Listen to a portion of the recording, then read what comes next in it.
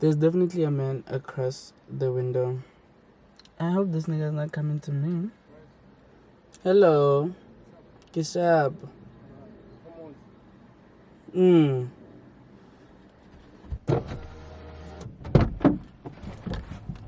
Hi.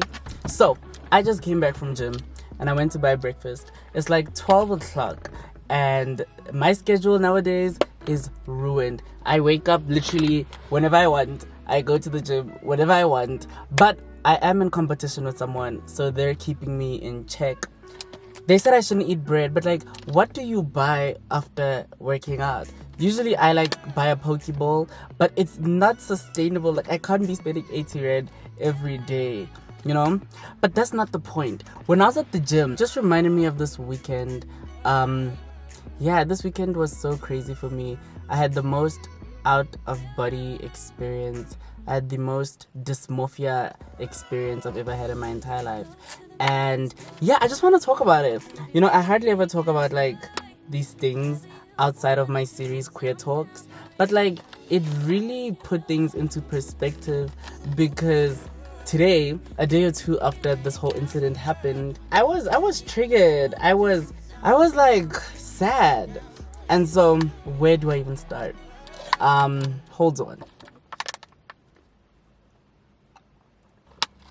So here's the backstory, and I've been open about it on my channel before. I was always told I was queer before I knew what queerness was, before I knew who I was, and so that label always like lived with me, right?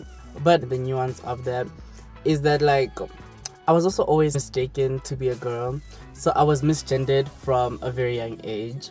And like one would think, oh, it's because you're so pretty, which is true. I am very pretty, but like I don't think I or anyone realized the psychological effect that had on the intersectionality between my queerness and like my identity and gender and like all of those things. And like I'm starting to realize all those things now that I'm growing up, and now that like they're starting to like actually matter because society is so gendered. Like even at the gym, everything is gendered. And so because I always grew up being misgendered, it's difficult, one, trying to navigate being queer as a child, right? But it's also then the added difficulty of trying to date boys when some boys mistaking you for a girl and they're not attracted to girls, right? And that's a nuance that like I only started to later realize like in my adult life. And I've said it before, I never had a high school dating experience, so I never really got to like experience what it meant to be loved out loudly in front of your peers, in front of your family, in front of your friends. And so now that I'm like in my 21st era, I'm trying to like do it for myself and that child. I saw a beautiful Instagram post today that was like, just because you turn an additional age, it doesn't mean that like you let go of who you were those other years, right? And when you're 21, you're still who you were when you were 17. You're still who you were when you were 16. You're still who you are when you were 20. All those people live inside of you. And so now I'm at a stage where I'm like trying to reconcile all the broken parts, all the hurt parts of those younger children, right? So that it doesn't like carry on into who I am when I'm 22, and it doesn't carry on into who I will be when I'm 35. And I'm trying to rectify those things. And the thing that triggered this video was this past weekend. This past weekend, my friends and I went out to a party, and it was very cute, very fun, very queer friendly. It was beautiful, right? I'm in the era where I'm just trying to live my youth, trying to live my queerness as loudly and as proudly as I can. And the spaces I go to allow me to do that, right? And the people in them allow me to do it too. And speaking of the people in those spaces, at this party, I met a boy, and we really hit it off, and it was really fun, and it was really cute, and he was really cute, and it seemed so fun, it seemed so intentional, it seemed so like teenage romance, right? It seemed like, oh, cute boy meets cute girl at a party, and you know, they kick it off. And I was, what's going on? And I was like, wow, like I've never had this experience before. And yes, I've dated before. I've been in a relationship, even though it was short-lived. I've never really had the experience of like someone courting me, or like someone showing interest in me at a party and like willing to like see where things go and like, you know, spending the night with me and all of those things. And that's what was happening at this party. And it was such a beautiful new experience, right? And I was like, oh my god, I've never had this. And like, this person seems so genuine. Like, it's not even a sexual advancement. They're just genuinely fucking with my energy and I'm fucking with their energy. And it was beautiful, right? It was very fun. And as we're talking, you know, things are becoming more cozy, as they should. And then maybe 2 hours into us spending the night together, he was making references to things that I later realized made me uncomfortable. So like, the conversation would start with, what's the type of person you're attracted to? What type of men are you attracted to? And I would tell him, and I'm like, oh, what type of person are you attracted to? And he would be like, I'm attracted to very beautiful women, right? At first, like, I didn't deep it. I just thought maybe he's being respectful. Maybe because he sees that I'm a feminine presenting person, he probably thinks I'm a trans femme girl, or I just use she, her pronouns, or whatever, right? Or his type is just feminine energy that's beautiful. And so I didn't deep it. But as conversations kept going, and like, I would notice pretty girls in the audience, I'd be like, oh, look at how pretty she is. He would be like, yeah, but I'm with the prettiest women in the room. And although they compliment, they're misplaced because they're not for me. I am next to you, but I'm not a woman, right? And when it continuously kept happening, I then realized that, hold on, maybe he doesn't think I'm a trans feminine girl. Maybe he doesn't even think I'm feminine energy. Maybe he just thinks I'm a girl, right? And that would be the most validating thing. If I was a trans girl, I would feel recognized, I would feel appreciated, I would feel loved for who I am, right? But that's not who I am. And so the experience started to become uncomfortable. The experience started to become dysmorphic. I started feeling like, what do I do now, right? And it reminds me of the times when like I was on Twitter, and there's always these debates about like, as a trans person, do you come out to someone when you've just met them so that they know what they're getting themselves into? And I'm thinking, like, this isn't my experience, so I don't know how to even navigate that.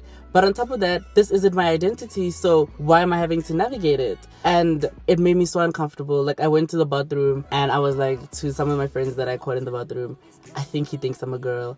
And they're like, there's no ways he thinks you're a girl. And in the moment, it didn't seem deep, right? Like, when I got back to the table, I was like, what do they mean by that?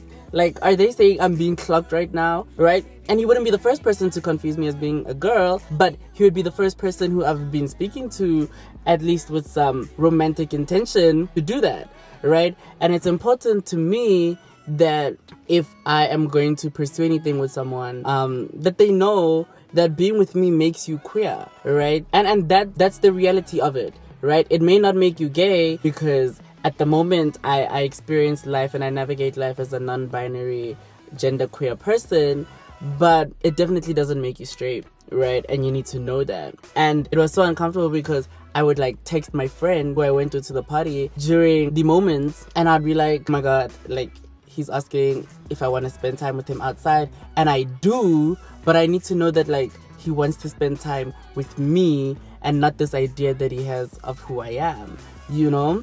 And it's like, in which part of the conversation do I tell him that, hey, just so that you know, I am not a girl, and not risk like things being awkward, things turning violent. Yeah, and you know, like, it didn't happen immediately. Had he told me that his type is woman in the beginning, before we even started speaking, it would have been easier to be like, oh, I guess I don't then qualify for that position because I'm not a woman. But it happened like once we were cozy, once you and I are like, you know, sharing buddy energy, and it just hurt my feelings because I started this by saying I've never really experienced PDA. I'm not opposed to PDA, but he asked me, he said, why are you scared to kiss me? Because he asked me if I can kiss you. And I wasn't sure on what to say, because I wanted to respect the autonomy of my body and to respect him by making sure that whatever we do is done with all parties knowing. But then also, who am I to assume that he doesn't know? Everybody else at the table knew. And that's what made it an additional awkward thing, because he had come with his friends or his cousin, and they knew that I wasn't a girl. And I'd never met them before, but they knew. And so when it came like time to ask them, they were like, we don't know if he's queer or not. So we don't even know like if he fucks with you for you or if he fucks with you because he thinks you're a girl. And I mean, yeah. It just made me so, I don't even know, because it's an experience that I wanted. And it's an experience I was willing to go all the way with. It's an experience I was willing to, let it guide me and let it navigate itself to wherever it wanted to go. Even when he asked, do you want to like spend time together after this? I said yes. And he gave me his number because he had left his phone at home. And I'm sitting here right now and I'm thinking, do I even text him? Because I don't know if he fucks with me. And even if I do text him and he's like, okay, let's meet up. And I tell him, hey, I just want you to know before we meet up that this is what it is. What if he doesn't fuck with that? And it's like, I could have saved myself from like having to deal with the potential outlash by just not texting him. But on the other end, I could be like risking having such a beautiful experience with the person, because I know people, right? I've gone on a lot of dates. I've met up with a lot of men. I've met up with a lot of queer people. I know the energy I want, right, out of somebody I would pursue and just get to know. And it's not very often that I find that. My parents and my friends are always like, oh, you expect so much of people. But I do, because I expect so much of myself, right? And my experience is so intertwined in nuance that I expect someone to be, they don't have to understand it, but they have to be willing to have the conversations of my intersectionality, because I have them. Being in my life means you have to have them too. And he seemed like the type of person to do that. I respected him for respecting me when he asked to kiss me, and I was like, no. And he respected that, and he's like, I get it. Like, you just met me and it's okay. Someone else would have dipped. Someone else would have been like, oh, you ain't trying to give me the cooch? I'm gonna get the cooch at the GP. You know what I'm saying? And so it's just yeah. I'm really trying to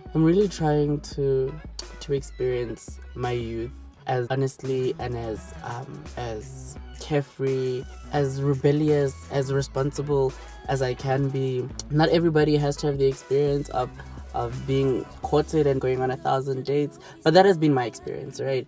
And I really want to just have my teenage love story. I'm still young, right? And I don't ever want to like grow up and regret not having experienced things of fear. It is also fear of being rejected. I always say to my friends, I don't fear rejection, I fear violence. But I don't think that's just the solo truth. I do think I fear rejection too, because then I don't know I'm being rejected, right? Yeah, I don't know. It's tough. I never thought that somebody showing me that they liked me and were interested in me would cause so much dysmorphia. I never thought that somebody being so intentional would make me feel so uncomfortable. I don't know. And to my girls out there, to my sisters out there,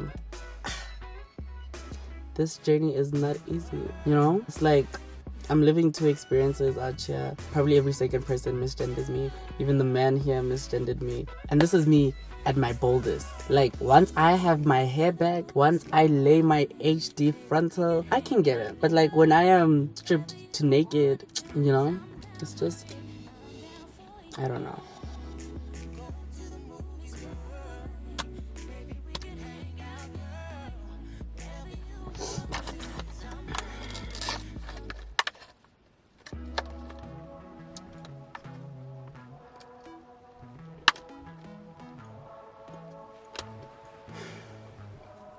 Do I text them? Do I not? The potential of violence, the potential of something beautiful.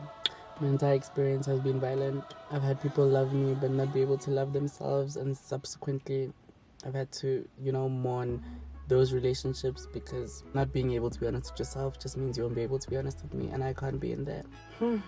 It's tough, hey? It's tough. I think about my past relationship, which wasn't even long, wasn't even public, and I remember at the end of it a statement like, being with you made me feel like I had to be the man. was made. And it wasn't even a financial thing, because when I stand on my finances, I was way taller than him. But it was a you thing. It was an energy thing. It was I'm gay, and so I want to be with a man, and you just don't give me man. And it's like, it's tough. It's tough.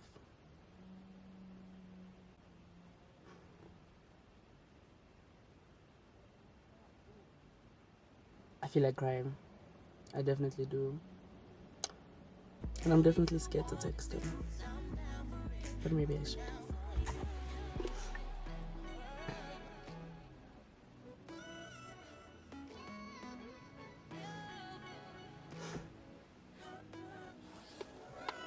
What do I even say? Hey.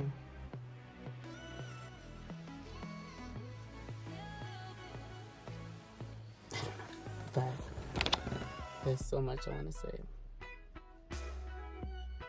But nothing at all. I just want to cry.